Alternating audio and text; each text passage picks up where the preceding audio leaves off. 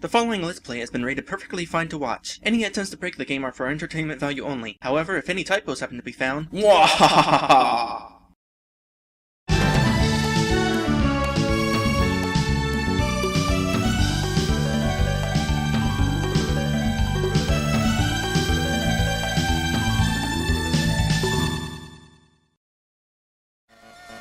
Hello everyone! Welcome back to this game! When we last left off, we were chasing this monkey through a plane. Fortunately, there are no snakes on this plane. Unfortunately, this plane will not be followed up by trains or automobiles. By the way, does anybody know how to fly a plane? Anyway, let us continue forth. We are now continuing to be on the outside of the airplane, on the very tip of the wing. Probably where the most wind is. No wait, we're inside the wing. Oh, it's this level. Alright, I know what this level is. Wait for those to go by and then whee! Oh wait, that didn't work. Oh, that's right, those things shoot at different angles. Oh. Well, there's some interesting information. You cannot do a backflip onto a wire. So, since we are at the beginning of these stages, that didn't work out according to plan. Since we are at the beginning of these stages, I figure I should mention the stuff that I wanted to talk about last time. Oh, we're at the top of the stage. There is technically a ceiling above those numbers. So, a couple of episodes ago, I was talking about the Super Game Boy 2 and how that did not go according to plan. I was talking about the Super Game Boy 2 and how it didn't release outside of Japan. Apparently there is another Super Game Boy related device that only released in Japan. It is called the Super Game Boy Commander, or rather the SGB Commander. It is a rather interesting controller. That's what it is. It's a controller for the Super Game Boy. It sort of takes a cue from the design of the original Game Boy. It has kind of like the same color scheme. It kind of has that same shape. And it even has a little grill for an imaginary speaker. Now, it's more than that. First off, it was created by Hori, and if you don't know who Hori is, then, well, you just don't know who Hori is. No. Oh, that was almost bad. I guess you're invincible whenever you're like that, unless you land on spikes. Anyway, this is an interesting controller because it has some unique buttons specifically for usage of the Super Game Boy. Now, the first couple of buttons are kind of interesting. First off, you got one button that goes to this menu. It's a hot link to this menu where you choose the border of the game. The second is, I just realized I completely forgot to choose a border for the airplane levels. The one thing I did not think that I would need to write down, I needed to write down. We'll get to that in a moment. Anyway, the other thing, but the next button would be to access this menu. Anyway, before I continue talking about the controller, I need to talk about the border I'm going to use. Now, when you're on an airplane ride, you're going to get bored. You need a game to play. Nowadays, a lot of handheld devices have wireless signals that probably will be frowned upon on an airplane. So, we're going to go to the classic Game Boy system that somebody has written Super onto. My Game Boy's been vandalized! Anyway, back to playing through the levels. Wish I had remembered to go to this border. Oh, this level. This level used to give me a lot of trouble. I don't think I want to go that way. Anyway, one thing I mentioned in the last episode was that wind would have some interesting elements, gameplay mechanics, well, basically, here's what's going on. Because the wind is blowing that way, we're going to be jumping much larger gaps than we could have before. I wonder, can I just jump normally? Yeah, I can just jump normally. There was no way you'd be able to get that sort of gap any other way. Also, that ladder is a decoy. You cannot actually jump on it from midair. Unlike Super Mario World, or pretty much any other Mario game for that matter. Oh, there we go. So, the SGB Commander, it has a couple of... Oh goodness, it's this jump. I hate this jump. Alright, the thing about this jump is, you would think that you want to spin on this thing as fast as possible, but the thing of it is, if you do that, this happens. Are you kidding me? I try to demonstrate what happens if you swing too much and it doesn't happen. Well, what normally happens is, you know how I rolled whenever I landed? What usually happens is I wind up rolling straight into the spikes.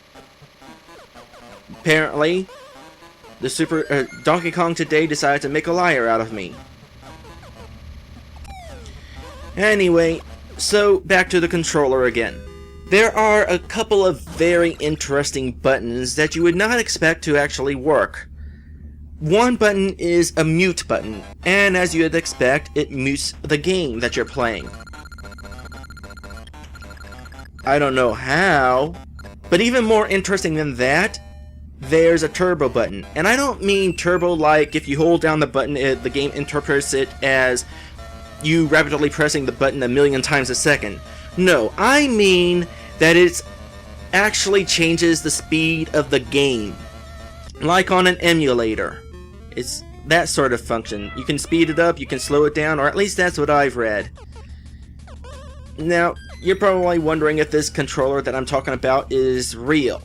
And I want to tell you that yes, it is very much real. In fact, there are two of them. Last I checked, there are two of them that I found on eBay. Okay, how am I supposed to do this? How do I get those? There's like tons of spikes.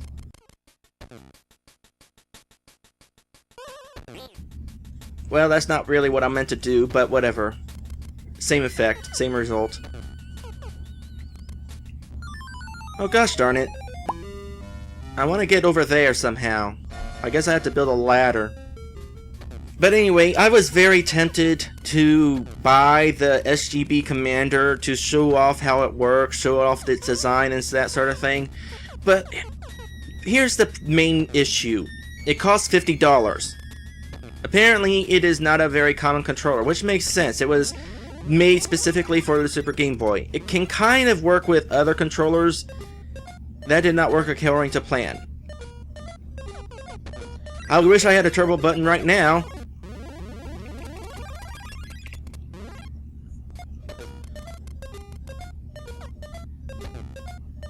Okay, seriously, how do I get over to those? Oh, now I know how to get over there. Alright. But yeah, it costs $50. And I am not going to spend $50 to show off features that you could show off on an emulator. Alright, this is how I do it. I start off with a ladder down there. Then I bring a ladder down here. There we go. This is how I get over to these things. Yeah, no. Alright. Hey, I got a life back.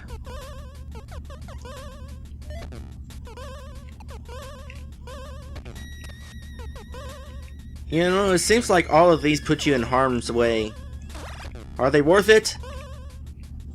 Well, I kind of hope so. No, not now! Ah, that was close. Alright, get up here. Can I get up there from here? No, I guess not. I'm just gonna go down to the ladder. You know, I'm taking so long in this level, I almost might as well show off what happens whenever you get low on time. It's kind of interesting. Alright, so this level is kind of tricky. You gotta put it on the conveyor belt, then you gotta pull it back, not get hit, catch this before it disappears, then throw this back onto the conveyor belt, and do the same thing here.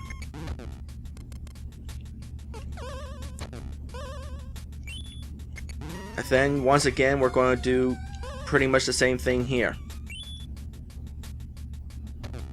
Except here, you have to build a ladder to get back down. Alright, I got 42 seconds left, so I'm just gonna wait out a bit and show you what happens whenever you get low on time. Starting at 30 seconds.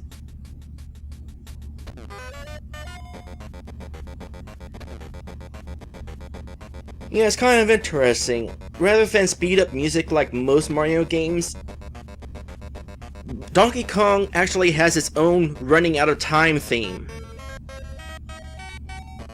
So I'm going to wait until like 1 second, and then I'll get to the door. 4, 3...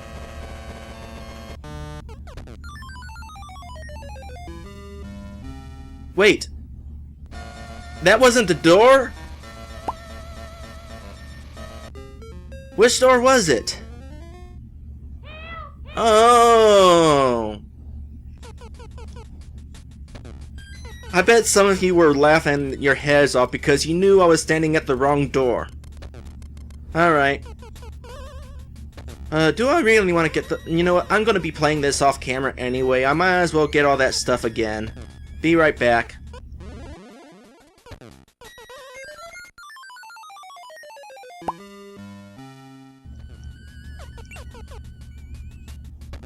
Alright, now we're getting somewhere. Got the key out here. It is perfectly safe. I have more than enough time. And that's the end of the level. You know, normally I don't even bother with that stuff in the center. But since I'm doing a Let's Play, I figure I gotta try to be a completionist.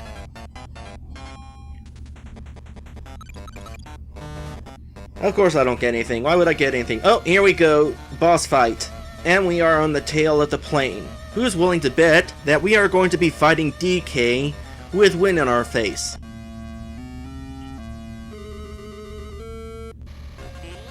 Yep, wind on our face.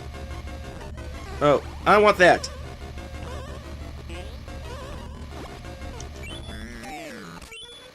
There we go. Now how high can we go here? Oh, no, no, no, no. Oh, good. Whenever you slide off a platform from being winded, you become unstunned. There we go. That fall kind of hurt, but it didn't count as a hurting fall because the game decided, oh, the battle's over. So you're perfectly safe, Mario, even though we're going to have the cuckoo sound. And we are going to an ice place, which brings up some new mechanics. What is that we were jumping off of anyway? Is that... It's not the wing of the plane, unless the wing of the plane was sort of landed inside the iceberg. But I don't know, maybe it's like a platform for where we got off the plane. Maybe a staircase or something? I don't know. Anyway, that is the end of Airplane. Thank goodness, those levels were annoying. And we are heading to the iceberg. And needless to say, since we are going to an ice world, there's going to be a lot of ice platforms, and traction is going to be slippery, which makes things more difficult. So, should be interesting. Anyway, that's it for today. Since there were only 2 episodes today, I'll probably go ahead and record Iceberg and upload that later this week. In the meantime, it is now Sunday afternoon, and in less than an hour, Nintendo is going to have its E3 conference. I'm really curious how they're going to be handling the Wii U. Of course, I probably won't actually talk about that whenever I record the next video, so I probably brought it up for no reason other than no reason. Anyway, next time we do the iceberg. I'll see you then.